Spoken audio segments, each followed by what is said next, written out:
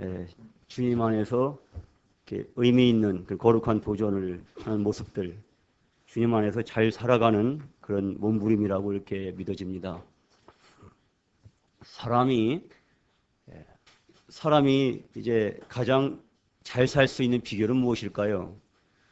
인간으로 태어나서 이 짧은 인생을 살아가면서 가장 잘 살 수 있는 비결이 뭘까요?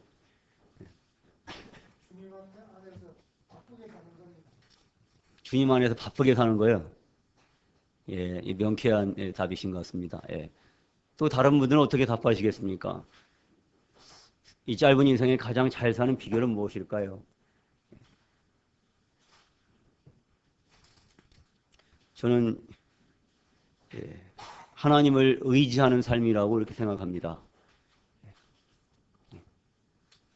연약하고 무능한 인간이 하나님을 의지하여 사는 것이 가장 행복하고 가장 능력 있고 축복된 삶이다. 이것이야말로 가장 잘 살 수 있는 비결이다 생각이 됩니다. 막 먹는 술은 막걸리고 막 먹는 국수는 막국수고 막 추는 춤은 막춤인데 요즘에 한국의 이 막춤이 유럽에서 히트를 치고 있다는 소식이 들려오기도 하는데 그러나 우리 사는 것만큼은 막 살아서는 안 되겠다. 춤은 막 춰도 좋겠지만 사는 건 정말 잘 살아야 되겠다. 정말 잘 살려면은 우리 주님을 정말 의지하는 법을 배워야 되겠다. 그런 결론에 이르면서 이런 주제로 조금 말씀을 드리겠습니다. 기도드리고 계속 이어가겠습니다. 그렇습니다. 사랑의 하나님, 죄인으로 태어난 이런 인생이 이 죄와 함께 공존하면서 어찌 그 죄를 이길 수 있으며 어찌 그 죄의 삭신 그 사망으로 빠져들어가지 않을 자가 있겠습니까? 이렇게 무능하고 연약하며 악한 이런 인생을 하나님 참으로 이렇게 관심을 가져주시고 사랑하시고 당신의 형상으로 지음받은 이런 사람들을 아주 버리지 않으시며 그토록 사랑하시고 기뻐하시는 아드님을 통해서 구원의 길을 준비하시고 우리 대신 아드님을 그 죽음에 몰아세우시고 우리에게 쏟아질 그 진노를 아드님에게 퍼부으시며 대신 우리에게는 하나님의 사랑을 퍼부어 주신 우리 안에 성령을 허락하신 그리하여 우리가 죄를 이기고 살 수 있도록 축복하시고 우리 주님을 의지해서 우리가 참으로 잘 살 수 있도록 행복하게 살 수 있도록 우리를 도우시는 우리 하나님 감사를 드립니다. 이 시간도 주님의 은혜를 찬양합니다. 주님 함께 하시고 이 말씀 가운데서도 주님을 바라볼 수 있도록 도와주시옵소서. 예수님 이름으로 기도드립니다. 아멘.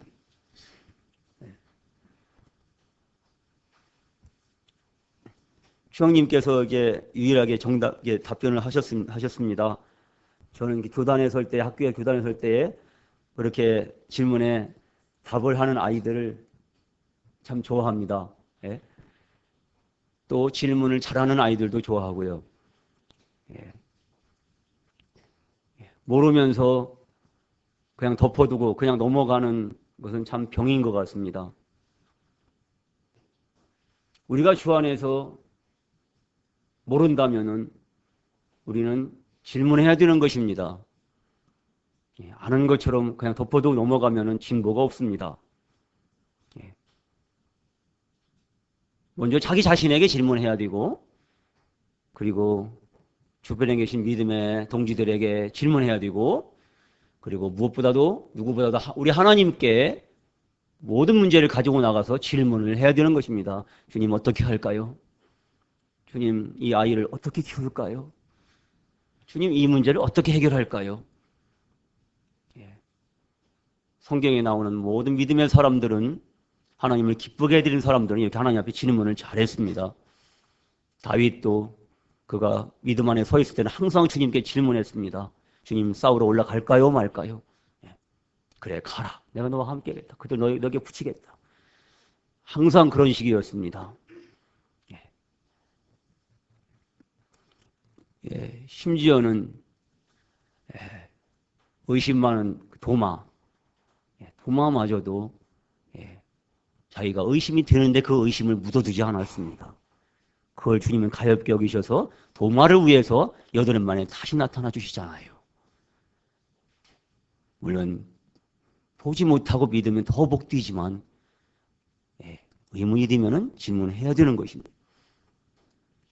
그리고 명쾌한 해답이 내 인생에 주어지지 않아도 우리 하나님 그분 자신이 우리에게 명쾌한 답이 될 수 있다면 가장 복된 것이죠. 지난번에 주보에 실린 글 중에 그런 부분이 있었습니다. 하나님께서는 우리의 질문에 대답하지 않으실 권리가 있으시다. 그러나 그분은 우리의 질문을 물리치지 않으십니다. 그분은 우리 질문에 때로는 침묵하십니다.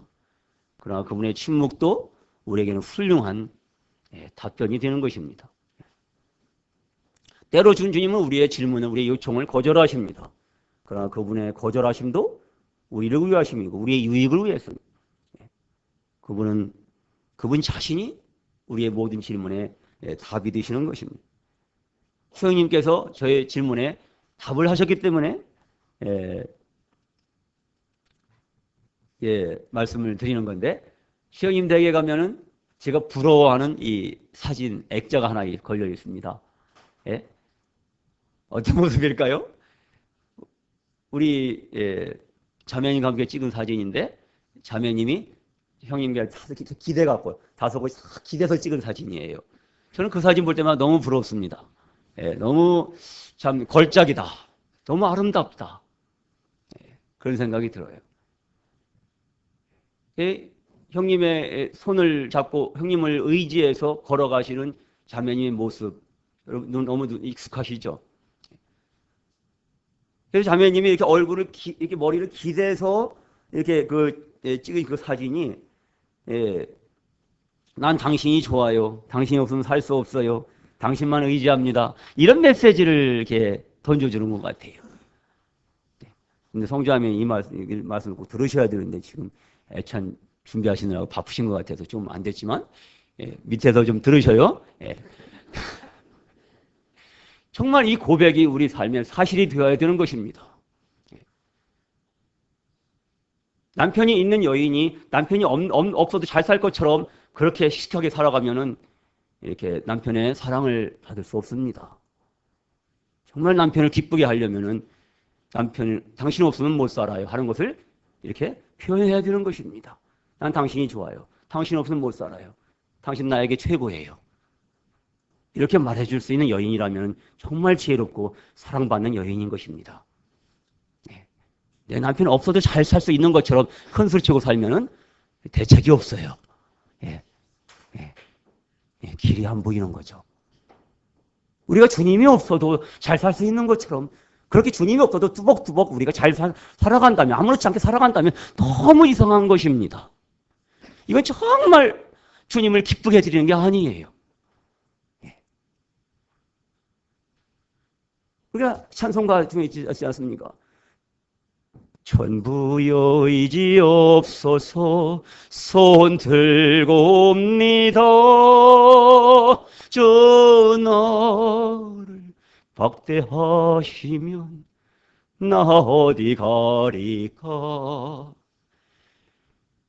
세상에 의지할 곳이 없어서, 세상에 비비고 기대하고 살 것이 없어서, 세상에 소망이 없어서 내가 주님만 의지하고 주님과 함께 의지할 곳이 없어서 제가 주님께 옵니다. 저 날마다 우리 주님께 나옵니다. 이렇게 우리가 고백한다면 주님은 기뻐하시는 겁니다. 주님을 흐뭇하게, 주님은 존재감을 느끼시는 겁니다. 그러므로 믿음이 없이는 하나님을 기쁘시게 할 수 없는데, 하나님께 나아가는 항상 그분이 계신 것과 그가 자기를 찾는 자들에게 상 주시는 분이심을 항상 기억해야 되는 것입니다. 우리의 삶이 정말 주님이 계신 것처럼 살아야 되는 것입니다. 그가 계신 것과 우리 중에 아무도 하나님이 계신 것을 부인하시는 분이 안 계십니다. 하나님이 살아계신 것을 인정하시기에 다 여기 앉아 계십니다. 그러나 우리가 하루하루 우리의 삶이 하나님이 안 계신 것처럼 그냥 뚜벅뚜벅 잘 살고 있다면 그건 잘 살고 있는 게 아닌 것입니다. 참으로 이상한 것입니다. 주님, 단 하루도, 단 한순간도 주님이 없으면 저는 설 수가 없어요. 주님이 저에게 능력을 주지 않으시면 저는 아무것도 할 수 없어요. 주님이 저에게 지혜를 주지 않으시면 제가 이 상황을 어떻게 헤쳐나갈 수가 없어요. 단 한순간도 견딜 수가 없어요. 주님이 저의 마음을 안정시켜주지 않으시면 저는 여기 단 한 시간도 머물러 있을 수 없어요. 저는 도망가고 싶어요. 광야로 나가고 싶어요. 멀리 멀리 도망치고 싶어요. 주님이 안 계시면 저는 숨도 쉴 수 없어요. 숨이 막혀 죽을 거예요. 주님의 사랑이 저를 일으켜 주시고, 주님의 사랑이 저를 높은 산 위에 세워주시고, 주님의 사랑이 저를 풍랑이 있는 바다 위를 거닐게 하십니다. You will raise me up. 당신이 저를 일으켜 주시기에 저는 높은 산 위에도 우뚝 설 수 있습니다. 당신이 저를 일으켜 주시기에 제가 당신 어깨 위에 있을 때 저는 참으로 강하고 저는 풍랑이 있는 바다도 걸을 수 있습니다. 속에 걱정, 밖에 근심, 어떤 어려움이 저에게 몰려와도 주님이 저와 함께 하시고 주님이 저를 품에 품어주시고 주님이 주님의 어깨 위에 무등 태워주시면 저는 행복하고 저는 강하고 저는 주님이 맡기시는 일을 행할 수 있습니다. 이것이 그 You Raise Me Up 가사의 내용입니다.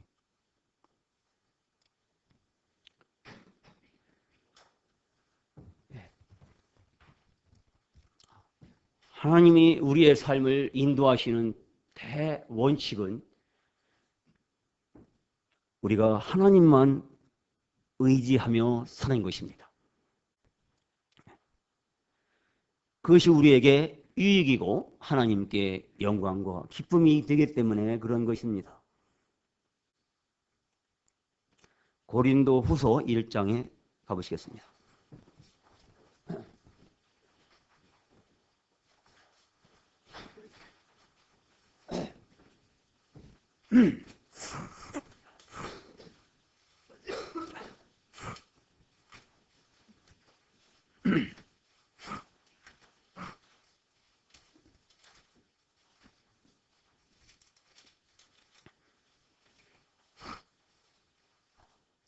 고린도서 1장 8절, 9절 같이 읽어보실까요?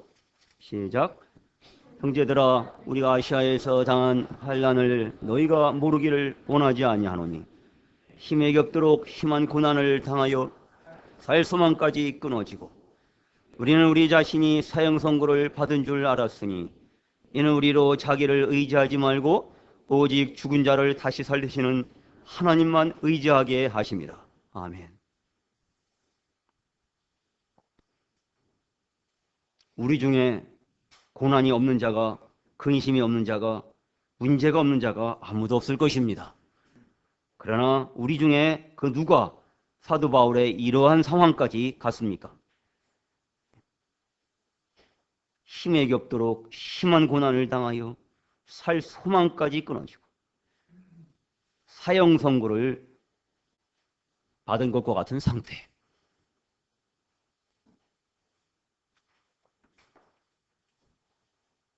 이런 어려움이, 이런 고난이, 이런 고통이, 이런 환란이 바울 형제님을 불렀던 것은 자기를 의지하지 말고 오직 죽은 자를 다시 살리시는 하나님만 의지하게 하시기 위해서였습니다. 우리 하나님께서는 우리를 너무나 사랑하시기에 우리 각 사람에게, 주를 믿는 각 사람에게 다양한 형태의 각 사람마다 다른 맞춤형 고난을 허락하십니다. 맞춤형 환난을 허락하십니다. 어떤 사람은 경제적인 문제로, 어떤 사람은 육체의 건강의 문제로, 어떤 사람은 그런 가족 간의 인간관계에서, 어떤 사람은 그런 어떤 사회적인 관계 속에서 어떤 사람은 내적인 어떤 정신적인 문제로 다양한 형태의 연약함과 힘든 일들, 고통스러운 일, 이해할 수 없는 부분들, 이런 일들을 통해서 우리 하나님은 우리를 실현하시고 단련하시고, 그래서 우리 마음을 낮추시고 우리가 우리의 연약함을 깨닫고 우리의 하나님만 의지할 수 있는 상태로 준비될 수 있도록 우리 하나님은 다양한 형태의 그런 문제와 어려움들을 사용하십니다. 다 하나님의 선하심 속에서 이루어지는 하나님의 사랑의 작전이요 계획인 것입니다. 거기에 우리가 순응하고 그런 고난 가운데서 우리가 하나님을 의지하는 법을 배울 때 우리 하나님은 보람을 느끼시고 기뻐하시고 영광을 받으시는 겁니다. 하나님은 그분의 자녀들의 모든 삶의 과정과 환경, 심지어는 실패를 통해서도 이런 모든 것을 사용하셔서 합력하여 선을 이루시는데, 그 선은 바로 하나님을 의지하는 것입니다. 인간은 에덴 동산에서 이렇게 하나님을 의지하기를 포기하고 선악과를 따먹음으로써 이제 사단에게 끌려가게 되었습니다. 그때부터 하나님을 의지하기를 포기하는 그 순간부터 그것이 죄였고 그것이 죽음으로 이르는 병이 되었습니다.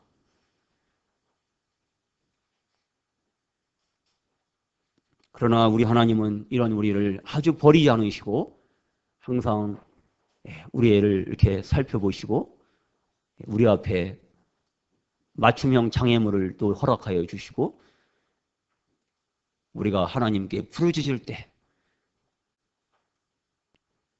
우리가 그분의 이름을 힘입어서 그분의 손을 잡고 그 장애물을 껑충 이렇게 뛰어넘을 수 있도록 우리 하나님은 인도해 주시죠. 이것을 경험하는 사람은 참 복된 것입니다. 우리가 어린 아이의 손을 잡고 가다가 앞에 뭐 돌이 있을 때 어떻게 합니까? 자, 돌이 있네. 하나, 둘, 셋. 꽁충 뛰어서 이렇게 돌을 넘어서 이렇게 통과시켜 주잖아요. 계단에 오를 때 꽁충 뛰어서 이렇게 올려놓잖아요. 그래서 우리 앞에 어떤 장애물이 놓여도 우리가 우리 하나님의 손을 잡고 있는 한 그분은 우리를 들어서 이 장애물을 극복할 수 있도록 이렇게 해주시는 겁니다. 산이 우리 앞에 놓여 있을 때 하나님은 우리가 기도하면은 그 산을 제어해 주시기도 하시지만은 때로는 그 산을 그대로 놔두시고 그 산을 극복할 수 있도록 이렇게 해주기도 하시죠. 산에 터널을 뚫어서 이렇게 통과하게 하신다든가, 어떤 우회로를 이렇게 찾게 하신다든가, 그냥 헬기를 태워서 산을 넘게 하신다든가, 다양한 방법으로 하나님은 우리는 그 산을 극복할 수 있도록 해주시는 거예요. 하나님의 지혜는 우리가 결코 측량할 수가 없는 것입니다.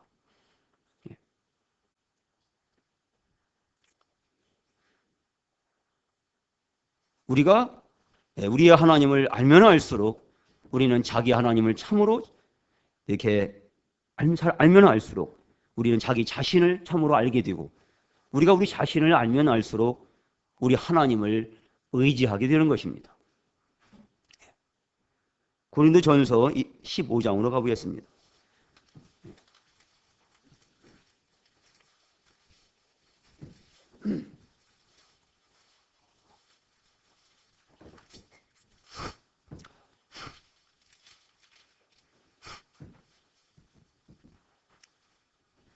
고린도전서 15장 9절입니다. 나는 사도 중에 가장 작은 자라. 나는 하나님의 교회를 박해하였으므로 사도라 칭함받기를 감당하지 못할 자니라. 사도 바울이 이 고백을 한 것은 약 AD 57년경이었습니다. 그는 우리가 객관적으로 판단할 때 그는 세계 선교에 초석을 놓은 사도 중에 가장 유능한, 가장 강력하게 쓰임받은 일꾼임에 틀림이 없죠. 그런데 그분은 자기 자신을 사도 중에 꼴찌다라고 평가했습니다. 사도 중에 가장 작은 자다. 그분의 겸손을 읽을 수가 있습니다. 그렇게 위대한 사도가 이렇게 고백하니까 더 그분의 겸손이 빛나죠. 아름답죠. 에베소서 3장 보시겠습니다.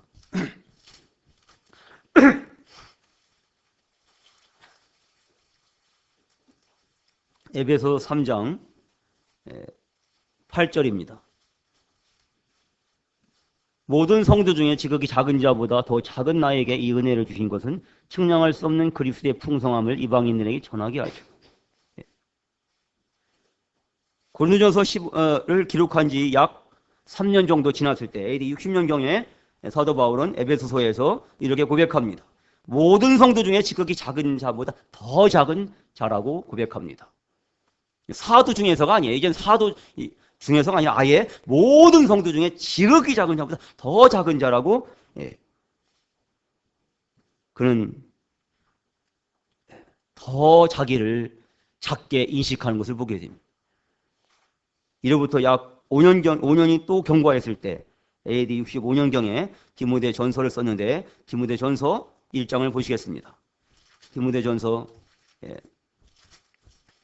1장 15절입니다.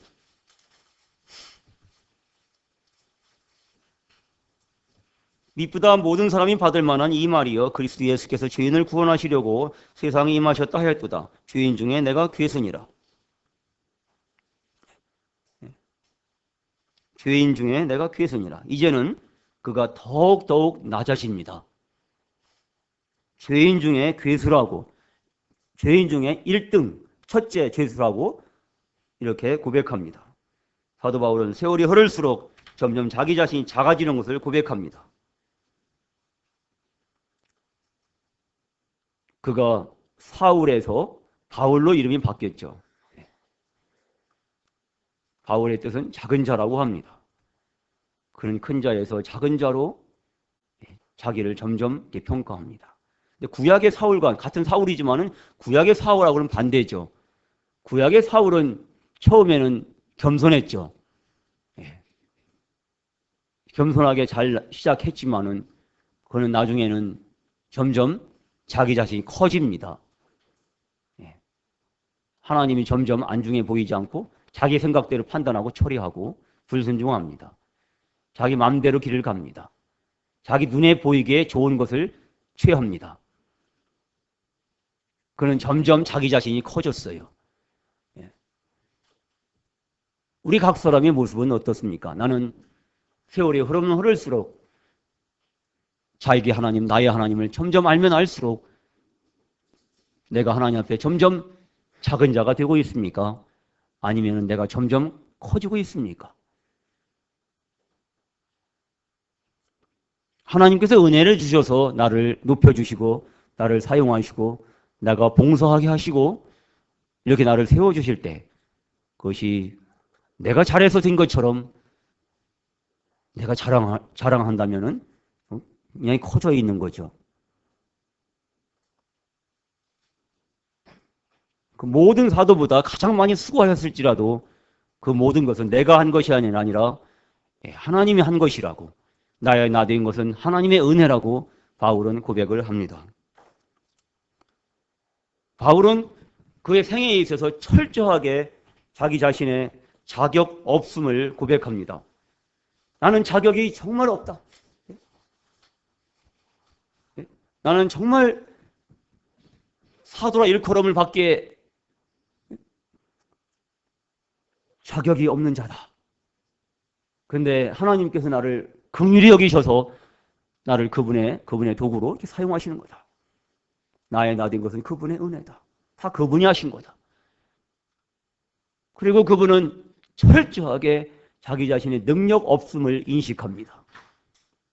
나는 정말로 무능력한 능력이 없는 자다. 그러나 우리 하나님께서 그리스도 예수께서 내가 이 일을 감당할 수 있도록 나를 능하게 하셨다. 나에게 능력을 공급해 주셨기 때문에 이 일을 수행한 것이다. 내게 능력 주시는 자 안에서 내가 모든 것을 할 수 있다. 이 말을 뒤집으면은 그리스도께서 내게 능력을 주지 않으시면 나는 아무것도 할 수 없는 그런 무능력한 인간이다. 라는 고백이 되는 것입니다. 우리가 이 보배를 질그릇에 가진 것이다. 이런 능력의 힘이 큰 것이 질그릇에 있지 아니하고 그 보배에게 있는 하나님께 있음을 알게 하십니다. 나는 정말 질그릇과 같은 존재다. 나는 정말 연약하기 짝이 없는 존재다. 그러나 하나님이 깨닫게 하셨을 때에 그의 기도응답, 3번의 기도응답을 거절하고 그 육체의 가시를 제거해달라고 간청을 했지만 하나님은 거절하셨는데 내 은혜가 네게 족하도다.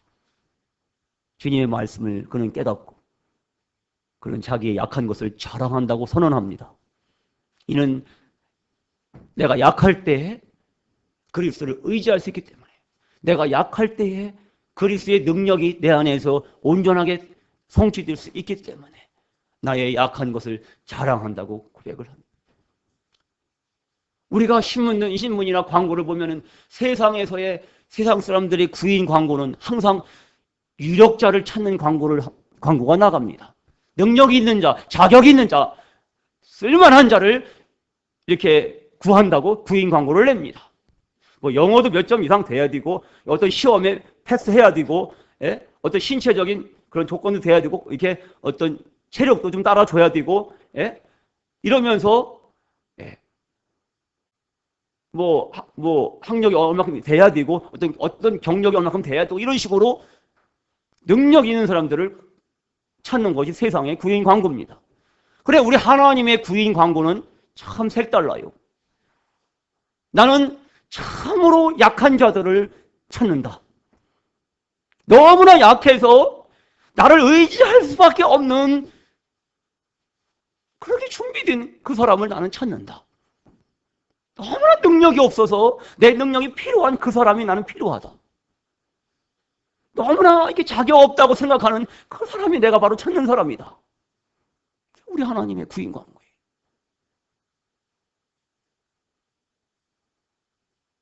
하나님의 사람 모세가 자기가 자격이 있다고 생각하고 자기가 능력이 있다고 생각하고 뛰어들었을 때 하나님은 아니다.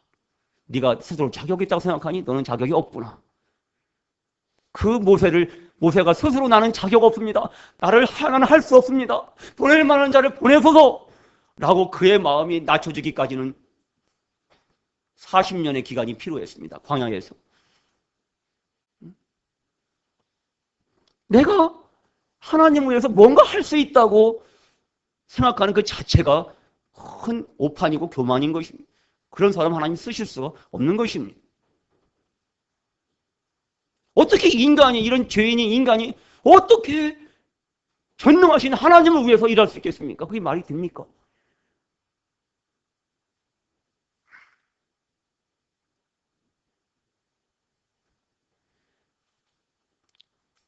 가지가 포도나무에 붙어있지 아니하면 결국 과실을 맺을 수가 없는 거죠. 너희가 내 안에 있지 아니하면 너희가 아무것도 할 수 없다. 이것이 주님의 사랑스러운 권고인 것입니다.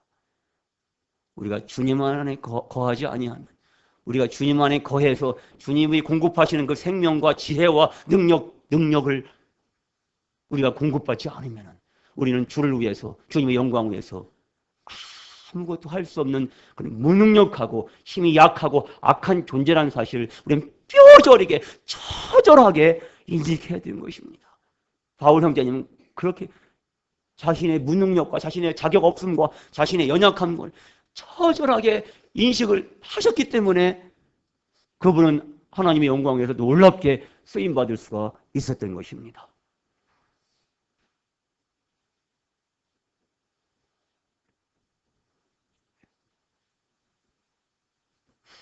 여기서 죄인 중에 내가 괴순이라, 죄인 중에 내가 괴순이라 했을 때 참 이게 이 시대가 맞나? 라는 생각이 드는데 눈이 의심될 수가 있어요, 때로는. 아니, 내가 죄인 중에 괴수였다 했으면 퍼뜩 이해가 되지 않습니까? 그가 이제 주님을 영접하기 전에 이 교회를 핍박하고 이렇게 잔해하고 정말 이제 겁없이 그렇게 행동을 했잖아요. 그것이 하나님을 위한 것인 것처럼. 내가 죄인 중에 괴수였었다라고 하면 이해가 되겠는데 여기 어떻게 돼 있어요? 괴수니나 현재형을 사용하고 있어요. 원어에서도 마찬가지입니다. 원어를 찾아보니까 원어에서도 현재형이에요. 내가 죄인 중에 괴수니라. 아니, 예수님께서 내 모든 죄를 담당하시고 내 죄의 값을 완벽하게 지불하셔서 내 구원을 완전하게 이루어 주셔서 내가 그분은 나의 주 나의 하나님 믿고 내가 영접했는데, 그래서 내가 죄사함 받고 이제 하나님 앞에 그 지옥 갈 그 모든 죄가 청산되고 모든 죄가 청산되고 내가 이제 하나님의 은혜로 값없이 의롭다 하심 받은 자가 되었는데, 값없이 의롭다 하심을 받았으니까 나는 당연히 의인이지. 내가 왜 죄인이야? 어떻게 생각하십니까?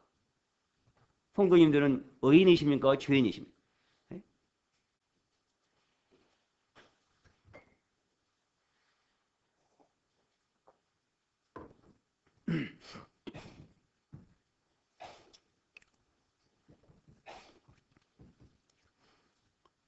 우리가 신분적으로 이제 하나님의 은혜로 값없이 의롭다 하심을 받아서 하나님 앞에 의인으로 나타나는 것은 틀림이 없습니다.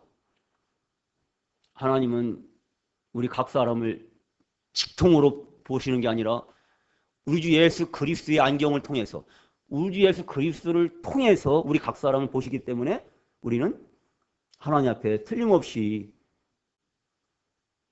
의로운 자로서 설 수가 있습니다. 여기서 우리가 담대함을 얻을 수 있죠.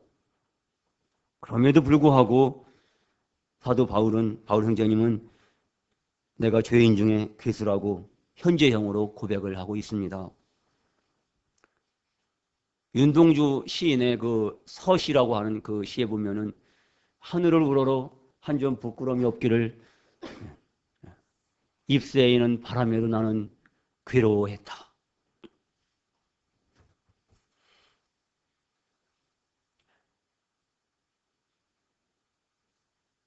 가장 경건한 자가 자기의 죄의 심각성을 가장 통렬하게 바라보게 되는 자입니다. 경건하다는 얘기는 하나님을 닮아가는 거예요. 하나님처럼 되는 거예요. 영어로 가들리. 하나님처럼 되는 겁니다. 우리 하나님께 가까이 가면 갈수록, 그분의 영광 안에 거하면 거할수록, 자기 하나님을 알면 알수록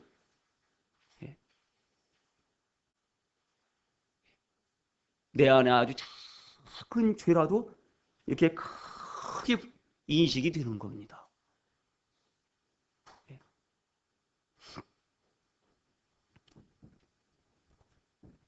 그가 하늘으로 한 점 부끄러움 없는 삶을 살기 원하는 그런 순수한 신앙의 양심으로 말미암아 잎새이는 바람에도 괴로워할 정도의 그 깨끗한 마음이 되어서 자신의 전 존재를 바라볼 때에 자기 안에 도사리고 있는 그 죄의 실체, 죄의 세력을, 죄의 권세를 그는 직시했던 것이라고 저는 봅니다.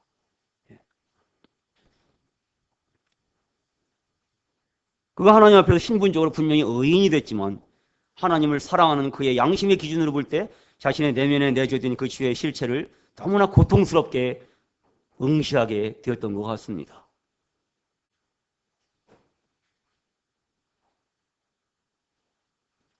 사도 바울도 나와 똑같은 성정을 가진 사람이었구나.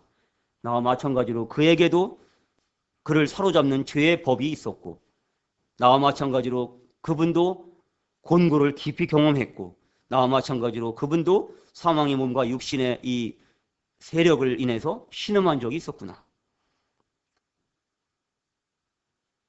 이렇게 생각하니까 참 마음이 참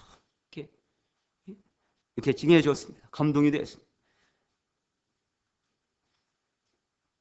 그럼에도 불구하고 그는 매 순간의 삶에서 이 죄를 선택하지 않고 이 의를 선택하게 됐습니다. 그 비결이 무엇이었을까요?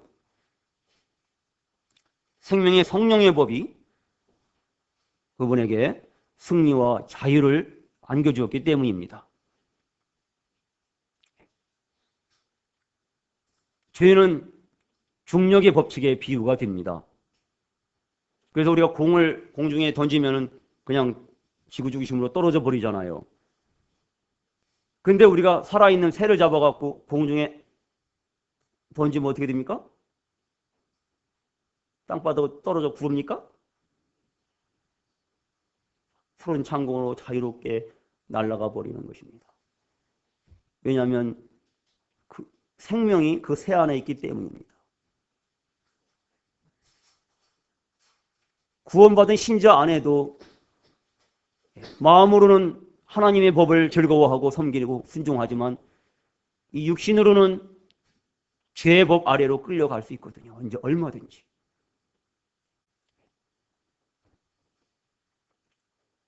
그러나 우리가 이 죄의 법 아래 끌려가지 않아도 되는 것은 우리 안에 생명의 성령의 법이 있기 때문입니다. 생명이신 예수께서 내 안에 계시기 때문에 그분이 내 안에 사시고 내가 주 안에 살면은 우리는 모든 것을 이 육신을 극복하고 하나님께 영광을 돌릴 수가 있어요. 의를 선택할 수가 있는 것입니다.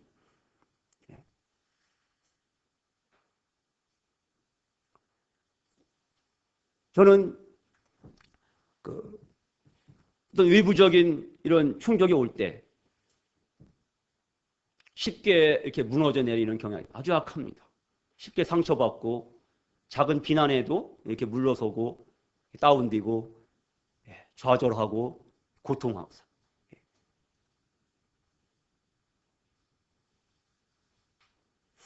근데 그래서 그렇게 되면 침잠을 합니다. 침묵하는 가운데 많은 생각을 합니다.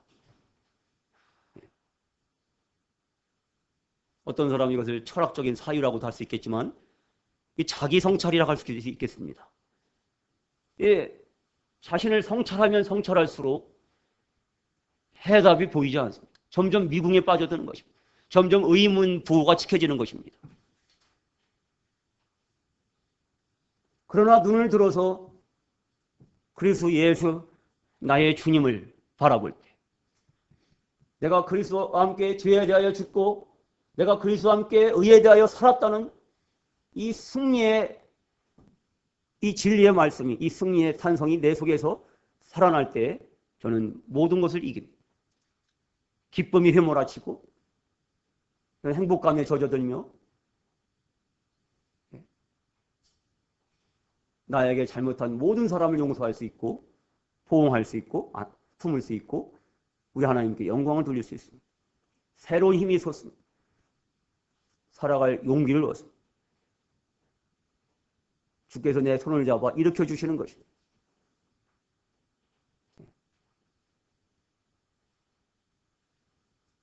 한 번은 뜬금없이 이렇게 가장 가까운 사람이 당신은 어디 가서 호인인 척하지 마세요. 또 오늘 아침에는 또 뜬금없이 당신은 자상한 사람이 아니에요. 네. 그 말이 이게 사실이거든요. 근데 저는 어디 가서 호인인 척 할 필요가 없거든요. 전혀. 왜죠? 정말로 호인이 아니기 때문에. 방금 말씀드렸잖아요. 작은 충격에도 그걸 감당하지 못해서 힘들어하는 그런 아주 연약한, 정신적으로 아주 연약한 사람입니다. 그 얘기는 뭡니까? 제 안에 이런 존중받기 원하고 인정받기 원하는 자아가 시퍼렇게 도사리고 있다는 뜻입니다.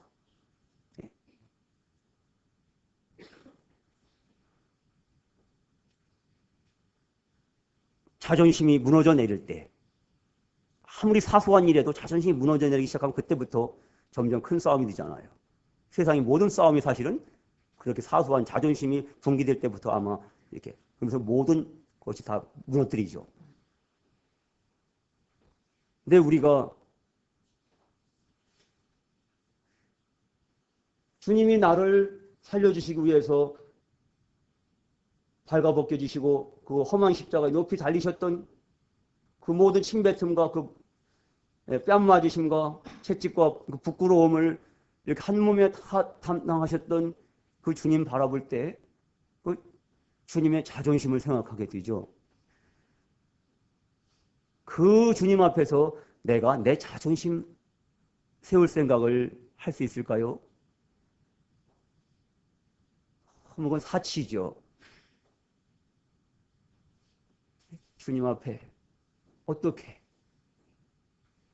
영광의 하나님께서 그 영광의 옷을 벗으시고 이렇게 누추한 인간의 몸을 입으셨다는 것 자체가 정말 감당할 수 없는 그분의 사랑인데, 그분이 사람 대접도 못 받으시고 벌레 취급 빠지면 완전히 짓밟혀지시는 그분의 자존심은 어떻게 된 겁니까?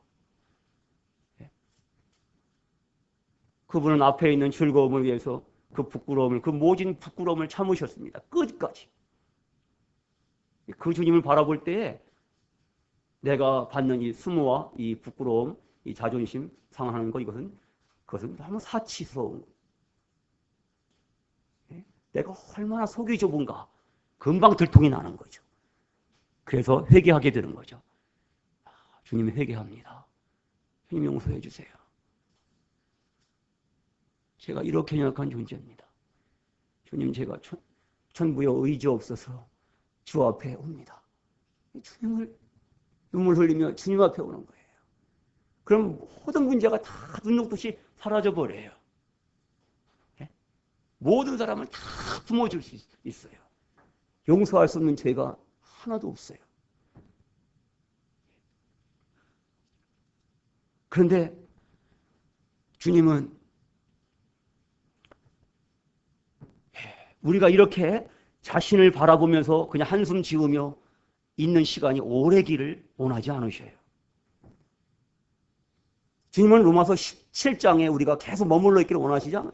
주님은 로마서 8장으로 나아가서 우리 안에 성령의 법을 의해서 우리가 승리의 삶에 동참할 것을 촉구하시는 거예요.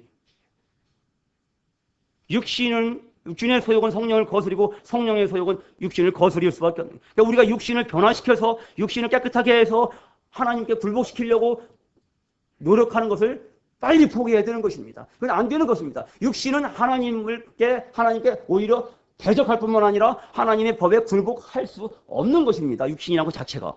이 육신, 옛성품은 우리 안에 도사리 죄의 법은 결코 하나님께 굴복하지 않습니다. 그건 영원히 하나님의 원수인 것입니다. 우리가 이 육신을 변화시켜 갖고서 그냥 이렇게 화장시켜 갖고서 그냥 이렇게 단장시켜서 하나님께 굴복시키려고 애쓰는 것은 빨리 포기해야 되는 거죠. 그건 안 되는 것입니다. 다만 우리가 성령의 법을 따라가면 되는 것입니다. 성령을 쫓아 행하라.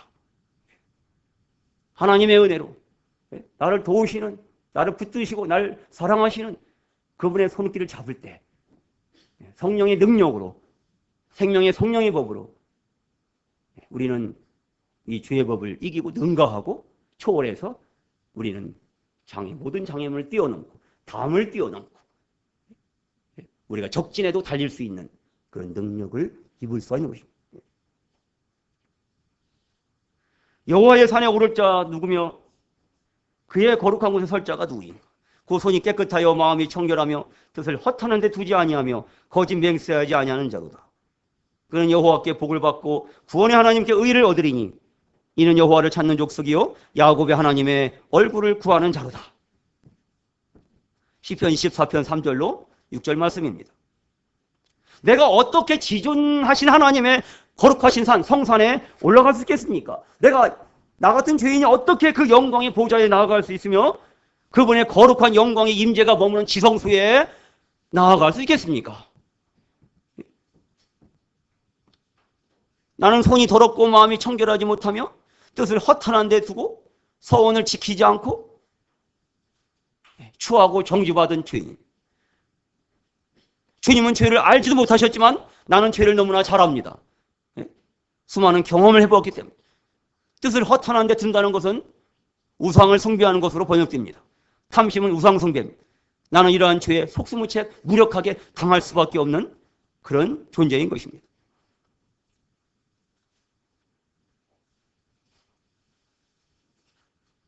문제는 내가 정말로 비난과 정죄를 받아 마땅하다는 점입니다.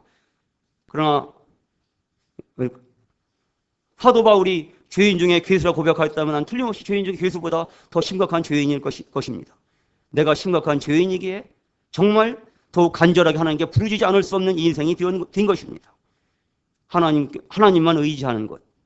그것이 하나님의 소원이요 내 삶을 인도하시는 원칙이신 것입니다. 여호와께 복을 받고 구원의 하나님께 의를 얻으리니, 이 고백처럼 우리는 영원하신 하나님, 스스로 계신 하나님, 모든 것 되신 그 여호와 하나님으로부터 복을 받는 자들이 되었습니다. 그분께로부터 의를 얻는 자들이 되었습니다.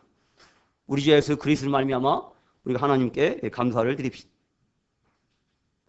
그러므로 형제들아, 우리가 예수의 피를 힘입어 성소에 들어갈 담력을 얻었나니 거기에는 우리를 위하여 휘장 가운데 열어놓으신 새로운 길이요 휘장은 곧 그의 육체니라. 우리가 마땅히 받아야 할 비난과 정죄가 십자가에서 완벽하게 무력화되었습니다. 마귀는 주님의 이름 앞에서 완전히 무장해제를 당한 것입니다. 내가 하나님께 복을 받아 구원의 하나님께 의를 얻은 것입니다. 누가 능히 하나님께서 택하신 자들을 고발하리요? 의롭다 하신 이는 하나님이시니, 누가 정죄하리요? 죽으실 뿐 아니라 다시 살아나신 이는 그리스도 예수시니, 그는 하나님 우편에 계신 자요 우리를 위하여 간구하시는 자시니라. 하나님의 사랑하신 아들이 나를 대신하여 정죄를 받으심으로 나는 정죄에서 해방이 되었고, 부활 성천하여 영화롭게 되신 주님께서 매 순간 나를 위해서 간구해 주십니다. 이 사실을 아는 것이 나에게 충분한 평화의 기초가 됩니다. 그 평화를 맛보아 아는 사람만이 평화의 왕이신 주님을 날마다 의지하며 그분의 품속을 파고드는 것입니다. 젖을 달라고 어미의 품속을 파고드는 아이처럼 주님의 품속을 파고들며 그분의 어깨에 올라타기를 좋아하며 그분을 의지하는 기쁨을 만끽하게 되는 것입니다. 세상 사람들은 이 세상의 심리학에서는 상담을 할 때에 각 사람이 자기의 내면을 들여다보도록, 자기를 성찰하도록 그렇게 깊이 유도합니다. 그러나 우리 주님께서는 이런 분명히 말씀합니다. 자기 성찰을 통해서는 결코 해답을 얻을 수가 없다. 우리가 얼마나 무능력하고 연약하고 자격이 없는 존재인가를 충분히 깨닫고 이런 자기를 성찰하고, 이것은 우리 자신에게서 성찰해서 나오는 결과가 아닙니다. 그것은 우리가 영광의 하나님을 바라볼 때, 그분의 사랑의 깊이와 넓이와 높이를 우리가 알아갈 때, 그분과 더 깊은 교제에 빠져들어갈 때, 그분의 빛 가운데 우리가 나아갈 때 저절로 우리의 전 존재가 다 이렇게 드러나는 거죠. 우리 내면이 드러나고 조명이 되고, 그래서 내가 탄식하게 됩니다. 오라 나는 공고한 사람이로다. 이 사망의 몸에서 누가 나를 건져내랴. 그러나 우리 주 예수 그리스도를 말미암아 내가 하나님께 감사한다. 곧 승리의 고백으로 옮겨져야 되는 것입니다. 우리가 이런 자기 정지, 자기 성찰, 자기 정지에 빠져서 머물러서 열등감을 가지고 전진하지 못하기를 하나님은 결코 원하지 않으십니다. 우리는 곧바로 주님의 얼굴을 바라봐야 되는 것입니다. 스코트라고 하는 분은 이렇게 말씀하십니다. 우리가 한 번 자기를 바라봤으면 10번은 그리스도를 바라봐야 된다. 이렇게. 정답입니다. 근데 저는 때로는 뭐예요? 7번은 자기 성찰, 3번은 주님 바라보고, 아니 어쩌면은 10번은 자기 성찰, 자기 바라보고 1번만 주님 바라보고, 그래 또 일어나고, 이런지도 모릅니다. 거꾸로 된 겁니다. 한 번 자기를 바라보고 직시했다면 10번은 주님을 바라봐야 되는 것입니다. 이걸 승리의 비결인 것입니다. 그것이 주님의 부활의 삶에 동참하는 삶인 것입니다. 주님의 십자가 밑에서 계속 울고 있어서는 안 됩니다. 이제 부활하신 주님의 그 빈 무덤을 직시하고 부활하신 주님의 그 새 삶의 새 생명에 우리가 연합해서 함께 주님이 손잡고 나아가야 되는 것입니다. 완전한데 나아가야 되는 것입니다. 우리를 일으켜 세우시고 걷게 하시고 달리게 하시는 분이 우리와 함께 하십니다.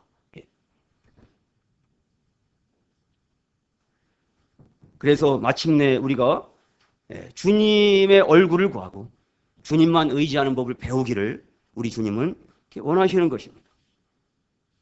그래서 주님은 죽어주셨고 다시 살아나셨습니다.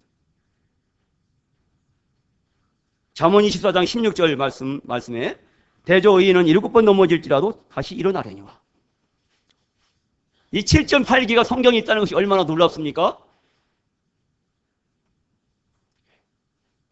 우리가 하나님 앞에 의로운 신분을 받았지만 우리는 하나님 앞에, 지난번에 제가 말씀드릴 때 저는 행복한 왕자라고 막 이렇게 강조해서 소개해드렸죠.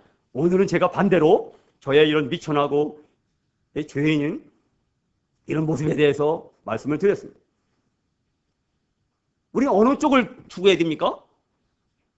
이 둘 다 우리에게 필요한 것입니다. 그러나 이것이 50대 50이 아니라 뭡니까? 우리가 주님의 얼굴을 바라보는 것이 더 압도적으로 이렇게 우세해야 되는 것입니다. 그래야 우리가 승리의 삶을 살 수 있습니다. 하나님의 얼굴을 구하고 다시 일어나야 되는 것입니다. 의인은 넘어질지라도 다시 일어설 수 있습니다. 주님이 손을 잡아주시고 우리를 결코 우리 손을 놓지 않으시거든요. 우리는 주님의 손을 놓을지라도 주님은 우리의 손을 여전히 잡고 계십니다. 제가 그렇게 주님 앞에 고백했습니다. 주님 감사합니다. 이 7전 8기 하게 해주신 주님 감사합니다. 아니 7전 8기가 아니라 100전 100일기, 1000전 1000일기, 만전 만일기 하게 해주시는 주님을 찬양합니다 하고 고백했습니다. 우리는 수천 번 넘어질지라도 언제든지 일어설 수 있습니다. 두려워하지 마십시오. 주님을 의지하십시오. 주님 바라보십시오. 내 마음이 높아져 있다면 우리를 구원한, 우리를 떠낸 그 움푹한 그 구덩이를 한번 바라보고 내가 저기서 빠져나왔구나. 주님이 날 저기서 빼내주셨지. 얼른 주님을 바라보셔야 됩니다. 거기서 두려움 속에 머물러 있지 말고. 나는 약하다고 아무것도 할 수 없다고 머물러서 계속 전진하지 않으면 그건 주님의 뜻이 아닙니다. 일어나서 빛을 발해야 되는 것입니다. 기도하고 마치겠습니다.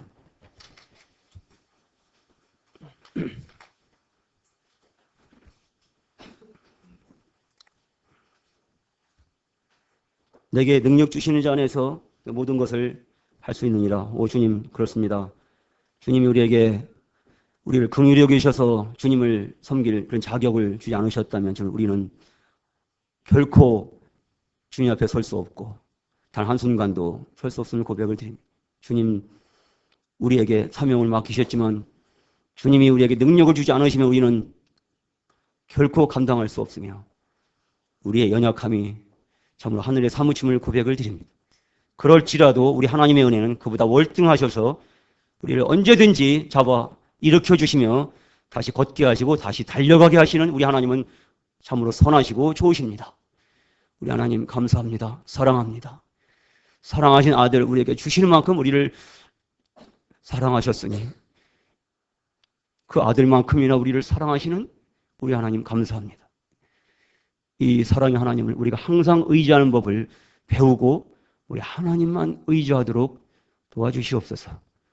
예수님 존귀하신 이름으로 감사하고 기도드립니다. 아멘. 감사합니다. 마치겠습니다.